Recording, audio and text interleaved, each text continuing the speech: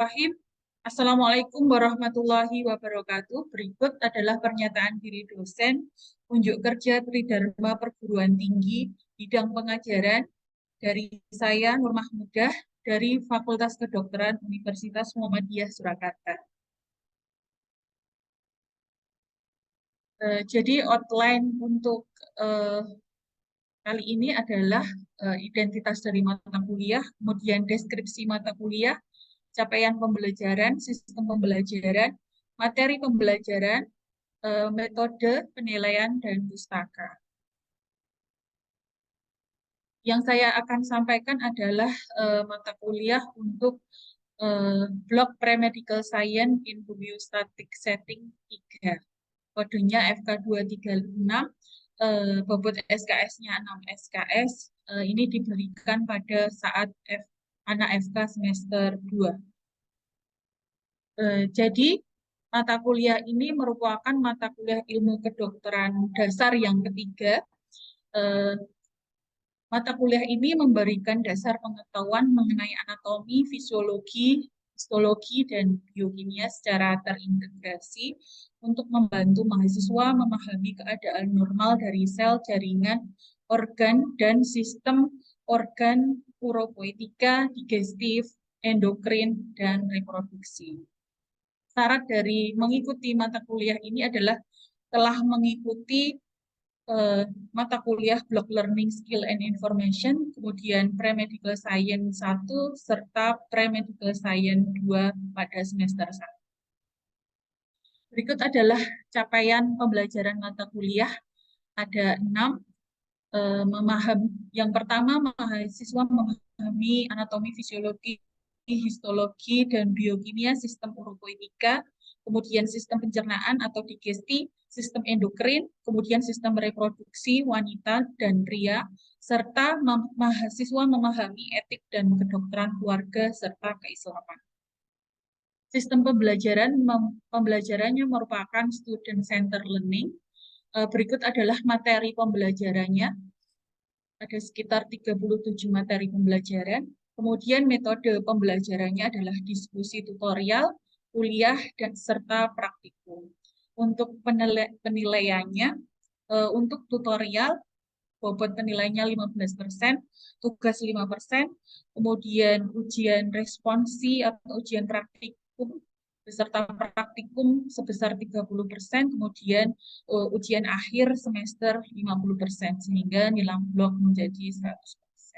Berikut adalah sumber pustakanya.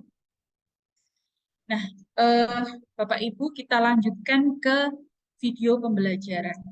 Terima kasih adik-adik mahasiswa yang telah hadir pada video pembelajaran saya kali ini. Saya akan menyampaikan materi kuliah saluran cerna ditinjau dari histologi. Jadi kita akan kuliah kali ini ya. Outline-nya ada pendahuluan, kemudian rongga mulut, esofagus, gaster, intestinum tenero, kemudian ada intestinum crassum, appendix vermiformis, serta batas rectum dan anus. Untuk pendahuluan, sistem organ digesti adalah sistem organ yang berperan untuk mencerna makanan, menjadi molekul yang mudah dimanfaatkan oleh sel, yang terdiri dari saluran cerna dan organ aksesorial. Jadi mencerna itu dalam hal ini adalah mastikasi atau mengunyah, kemudian ingesti atau menelan, kemudian sekresi, absorpsi, serta eliminasi. Nah, saluran cerna atau gastrointestinal tract itu kan berupa pipa atau saluran ya. Jadi memiliki lumen dan juga dinding. Nah, lapisan utama ya pada saluran cerna ini, pada dindingnya ya, itu berarti ada mukosa, kemudian di bawahnya submukosa, kemudian ada muscularis, dan juga yang terkeluar adalah advensisnya. Oke, kita lanjutkan ya adik-adik. Bahasan yang pertama adalah tentang rongga mulut. Kita tahu rongga mulut itu epitelnya apa Mas Yusuf?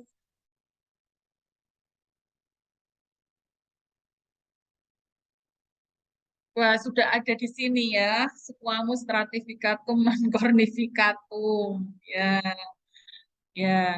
Rongga mulut kan dia adalah mukosa ya. Kalau mukosa tidak mungkin kornifikasi ya. Berarti dia non kornifikasi. Dan lapisannya seperti kulit ya, squamous stratificatum, tapi tidak kornifikasi. Kalau kulit kan kornifikasi ya. Kemudian itu di bagian mukosa bagian epitel ya. Di bawah epitelnya itu ada lamina propria ya. Lamina propria berupa seperti dermis ya, ada bagian papilare dan retikulare. Kemudian di bawah mukosa itu ada submukosa ya. Ditemukan di seluruh rongga mulut ya submukosa kecuali bagian yang melekat pada gingiva atau gusi dan palatum durung. Isinya apa? Submukosa itu ya, jaringan fibrokolagen, jaringan elastis, adiposa, banyak pembuluh darah ya, saraf, kemudian kelenjar saliva minor, kemudian ada mucus associated lymphoid tissue dan juga ada otot ya. Itu adalah bagian submukosa. Kemudian nanti menempel pada periosteum dan pada tulang ya. Periosteum itu adalah pembungkus tulang. Nah, rongga mulut karena saking apa ya seringnya dia kontak dengan bahan-bahan dari luar ya, baik makanan maupun yang lainnya. Kadang kita makan makanan panas sehingga merusak ya, merusak epitel atau mukosa ya. Makanya epitel pada rongga mulut itu lebih cepat diganti dibandingkan dengan kulit ya. Seperti pada mukosa bukal itu diganti tiap 14 hari, kemudian dasar mulut itu diganti tiap 20 hari, kemudian pada palatum durung paling lama ya, dia sekitar 24 hari. Nah, ini ya, tadi rongga mulut ini gambaran histologisnya ya dari preparat. Tadi epiteliumnya apa tadi, Mbak Anita? Anita, Mbak Anita Dwi. Epiteliumnya apa? Oh, masih di mood, masih di mood, masih di mood. Apa epiteliumnya? Epitel Squamous stratificatum squamous non stratificatum, kornifikasi. Dokter. Ya, oke. Kemudian di bawahnya ada lamina propria dan juga kemudian ada bagian submukosa ya yang terdiri dari ini kelenjar saliva ya, Dek, ya. Kelenjar saliva minor. Kemudian ini ada otot juga ya, ada otot. Oke, itu ya untuk rongga mulut. Kemudian kita lanjut ke esofagus ya. Esofagus tadi sama ya, semua lapisan pada GI3 itu ada mukosa, mukosa, submukosa ya, kemudian muscularis externa dan adventisia atau serosa ya. Kalau esofagus epitelnya sama seperti rongga mulut ya. Kemudian di bawah epitel itu ada ramina propria. Kemudian ada muscularis mucosa. Ini ya. Jadi otot yang ada di mukosa. Kemudian di bawahnya ada submukosa itu banyak terdapat kelenjar esofagus ya, yang fungsinya menghasilkan mukus yang melapisi dari epitel esofagus. Ya. Kemudian muskularis, muskularisnya ada dua ya, sirkuler di bagian dalam dan longitudinal di luar. Kemudian yang terluar adalah tunica adventisia atau serosa.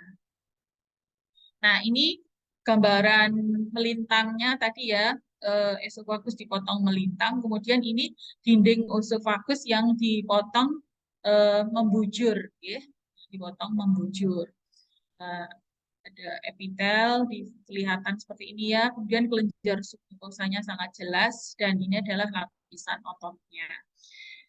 Oke, kita lanjutkan selanjutnya ke ini junction ya, atau peralihan antara osofagus dan gaster. Nah, ini kira-kira siapa ini eh, Mbak Selin? Mbak Selin ini yang osofagus yang kanan apa yang kiri? Yang kiri dokter. Yang ini ya, yang kanan ini. Tuh, bagus. Kelihatan nih mukosanya ya. Epitelnya adalah squamous stratificatum non cornificasi. Kemudian yang ini yang gaster ya. Gaster kolumner ya. Kolumner selapis. Oke, kita lanjutkan ya. Lanjut ke gaster atau lambung ya. Kalau secara anatomi dia dibagi menjadi bagian kardiak, fundus, badi, dan pilorus ya. Nah, secara histologis ya, dia akan terdiri dari lumen lambung dan juga eh, dinding ya. Dindingnya sama ada mukosa, submukosa, muskularis dan serosa ya. Nah, mukosanya tampak tebal ya. Mukosa lambung memang sangat tebal. Kemudian kalau dilihat secara anatomis ya, dia kayak berlipat-lipat atau ada gastric fold atau ruge gitu ya. Nah, ruge ini akan melar ya jika terisi makanan. Gitu ya, kalau tidak terisi makanan akan ketampak jelas ruge-rugenya ya. Nah, bagian mukosa epitelnya sudah berubah ya menjadi simple kolumner ya. Simple kolumner, kemudian ada lamina propria di bawah epitel ya. Kemudian ada muscularis mucosa ya. Muscularis mucosa, kemudian di bawah muscularis mucosa ada submucosa. Nah, di submucosa itu banyak jaringan ikat serta pembuluh darah dan juga ada plexus saraf ya, plexus submucosa Meissner ya. Fungsinya adalah untuk peristaltik ya, terutama untuk menginervasi muskularis mucosa. Kemudian di bawah submukosa itu ada muskularis. Nah, muskularis lambung, lambung itu lumayan tebal ya ototnya ya, karena di situ terjadi pencernaan selain kimiawi juga dia ada peristaltiknya gitu ya. Lapisan ototnya ada tiga, lapisan yang terdalam adalah oblik ya, oblik, kemudian sirkuler di tengah dan longitudinal di bagian luar ya. Kemudian serosa berupa jaringan ikat, pembuluh darah, kemudian dilapisi oleh mesotelium ya, squamous selapis. Next ya, ini sel-sel yang ada di bagian mukosa lambung ya. Kenapa ini kok yang dibahas nanti sel mukosa aja? Karena memang sel di submukosa dia banyak jaringan ikat, berarti penghuni sel-sel jaringan ikat ya. Yang utama adalah fibroblast, kemudian ada juga yang watering ya, makrofag, limfosit dan sebagainya ya. Kalau muskularis jelas ya selnya berarti sel otot polos gitu ya. Nah, makanya yang apa paling ditekankan di sini adalah sel yang di bagian mukosa ya, bagian mukosa lambung. Nah, ini mukosa lambung ya, Dek ya. Lumayan tebal. Selnya apa saja? Ada sel chief atau sel chief ya, atau sel zimogenik ya. Berarti dia adalah sel yang menghasilkan zimogen ya, calon enzim.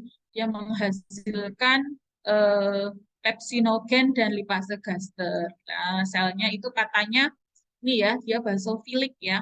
Basofilik berarti terwarnai biru sitoplasmanya ya, sitoplasmanya lebih biru. Nah, kemudian ada juga sel mukosa mukus ya, sel mukus permukaan. Nah, ini menghasilkan mukus yang sifatnya alkali ringan ya, melindungi kan kalian tahu kalau gaster itu pH-nya rendah ya, 2 sampai 4 pH-nya ya.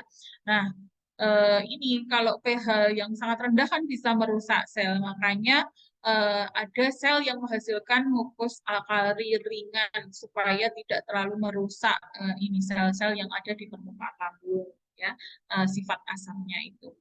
Nah, kemudian ada juga sel mukosa leher ya, sel mukosa leher lebih ke bawah berarti di leher ya. Nah, itu lehernya maksudnya leher ini ya, leher mukosa ya.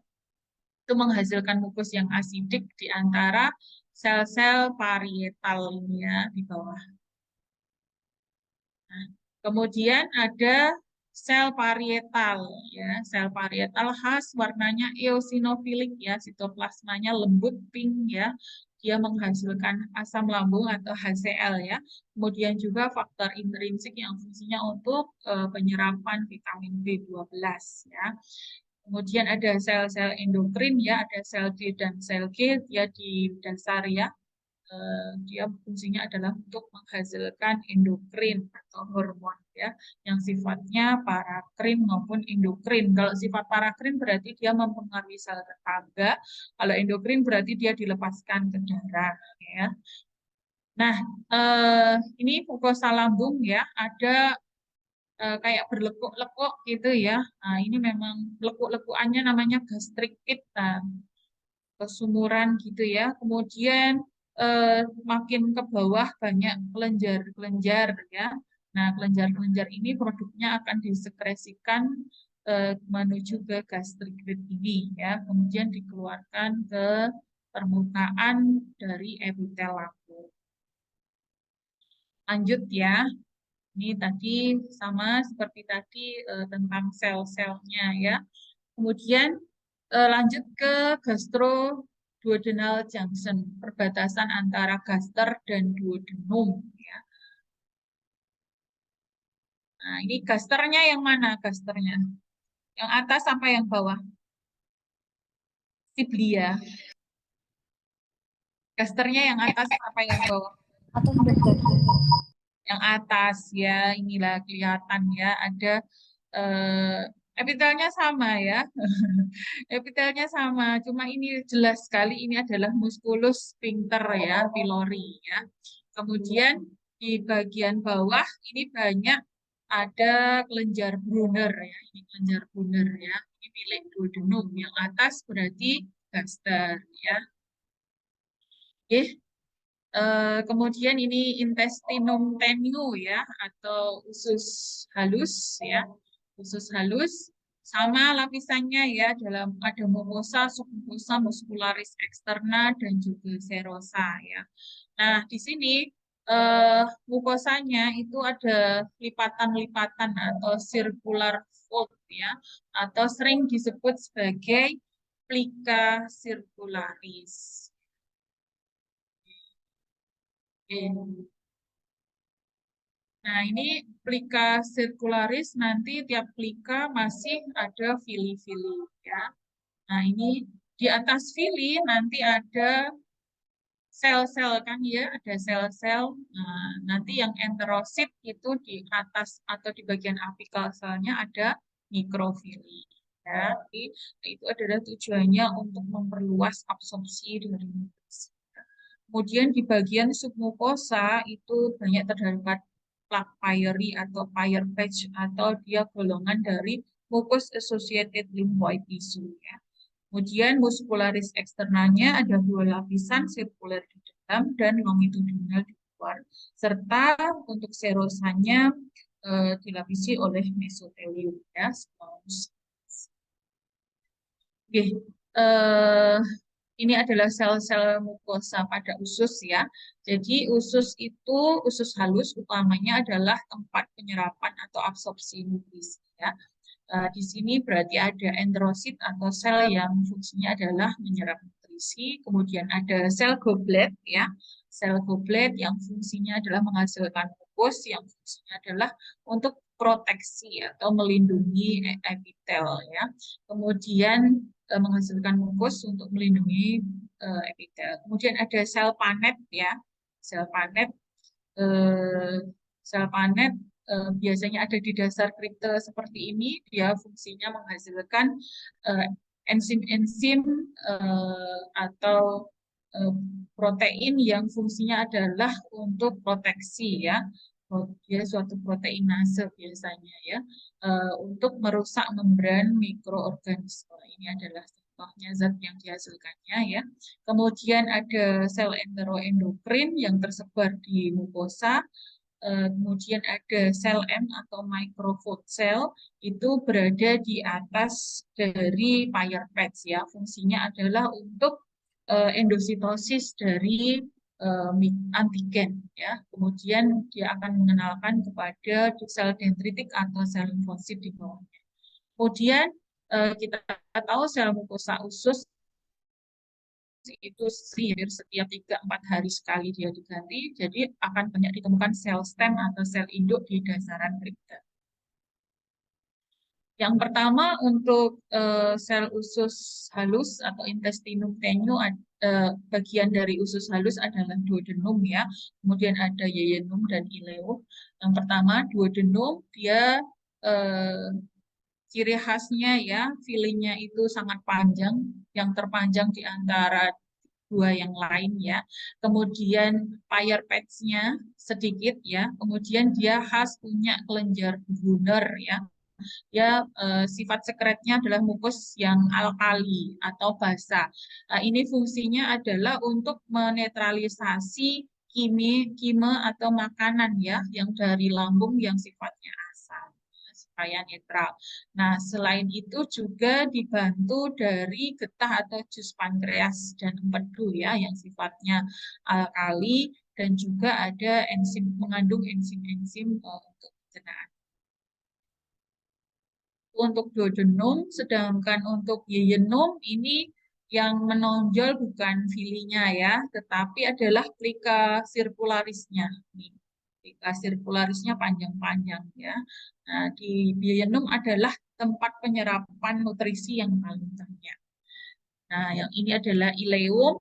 Ileum itu filinya terpendek di antara kedua yang dua lainnya ya. Kemudian payer patch-nya yang paling banyak ya, payer patch atau malt. Kemudian bahasan selanjutnya adalah tentang kolon atau usus besar ya. Nah, usus besar itu punya kripte ini ya, nama khasnya kripte Lieberkühn atau sumuran ya. Jadi kelenjarnya panjang-panjang, kemudian akan bermuara ke kripte ya. Nah, sel gobletnya itu melimpah banyak sekali, sel-sel goblet ya yang punya kantong-kantong mukus. Ini adalah sel goblet. Kemudian dia hampir tidak berfili atau filinya sedikit ya. Di kolon ini merupakan tempat penyerapan air dan pembentukan. Untuk bagian submukosanya, kalian lihat ini banyak sekali ini titik-titik. Biru ini adalah limfosit ya. Banyak sekali sel-sel limfosit, apalagi kalau ada bagian yang terinfeksi akan jumlahnya akan lebih meningkat gitu ya. Lamina propria, maaf ini lamina propria ya. Kemudian ini muscularis mucosa ya, ini submukosanya yang ini ya, Dek. Ini lumayan juga ada limfosit yang menyebar ya. Selain di antara sel yang menetap adalah sel fibroblast. Nah, kemudian untuk muskularisnya dia terdiri dari dua lapisan ya, tetapi kan sama seperti intestinum tenyu, sirkuler di dalam, longitudinal di luar, tetapi dia longitudinalnya itu diganti oleh taenia poli ya. Kemudian bagian serosanya nanti dia berupa jaringan adiposa yang tebal dan berjumpa yang disebut appendix pelvic protein. Nah, ini penelitian saya waktu itu ya tahun 2018 jadi tentang prevensi untuk terjadinya kanker kolon ya, karena memang kanker kolon itu kejadian akhir-akhir ini meningkat, dikatakan oleh media barat, oleh peneliti barat bahwa kasusnya itu meningkat seiring dengan perpindahan pola makan dari pola makan yang sehat ke pola makan junk food gitu ya. Kemudian saya melakukan penelitian ini dengan memberikan tikus penelitiannya itu adalah makan makanan sehat, yaitu dengan diberikan ganyong ya. Ganyong itu adalah umbi-umbian yang kaya akan serat ya. Kemudian tikusnya sebelumnya diinduksi dengan azoksimetan dan DSS ya. Ini AOM DSS itu yang menginduksi supaya tikusnya menjadi kanker usus besar gitu ya. Nah, sebelumnya ada yang kelompok perlakuan itu diberi ganyong ini ya, diharapkan yang diberi ganyong itu nanti tidak mengalami kanker usus besar. Nah, ini dicek eh, dengan IHC ya, imunohistokimia ya. Yang dicek ini kanker ini usus besarnya ya. Ini adalah yang kontrol normal ya, yang tidak diinduksi kanker. Kemudian ini yang terjadi displasia ya. Kemudian ini yang stadium cancer ya. Kalau ada tikus, ini tikus perlakuannya ya. Nah, itu ternyata memang apa itu IHC dari gen APC ya, ekspresi APC, protein APC, mohon maaf ya, itu meningkat pada keadaan kanker dan yang diberi ganyong itu lebih sedikit ya, ekspresi dari APC-nya ya. Jadi memang makanan yang tinggi serat itu menghambat ya karsinogenesis usus besar. Kemudian bahasan selanjutnya adalah appendix vermiformis atau usus buntu ya. Untuk lapisannya sama seperti lapisan usus yang lainnya, namun pada bagian mukosa itu sangat menonjol plak Peyeri atau limfoid tisunya ya. Bahkan memanjang dari submukosa hingga bagian mukosa. Kemudian ini adalah bahasan terakhir antara batas rektum dan anus ya. Rektum epitelnya epitelnya apa rektum? Kolumner ya, kolumner selapis ya. Kemudian anus epitelnya squamous stratificatum cornificasi. Nah, ini peralihannya. Awalnya squamous stratificatum non cornificasi ya. Nah, sebelumnya juga ini adalah kolumner kompleks. Jadi ini adalah area peralihan ya antara rektum dan anus ya. Di sini banyak ada sphincter ani ya, ada muskulus sphincter ani gitu ya. Kemudian di daerah ini juga kalian lihat ini ya di bagian submukosanya banyak sekali pembuluh darah ya. Nah, ini kalau terjadi stagnansi gitu ya, varikos ya, jadilah hemoroid ya, di daerah ini. Oke, saya kira cukup sekian ya, ini bahan belajarnya. Jangan lupa belajar ya. Dan untuk menilai kegiatan kali ini, tolong masuk ke kuisis ya teman-teman ya. Anggita, Fatia, kita masuk ke kuisis ini ya.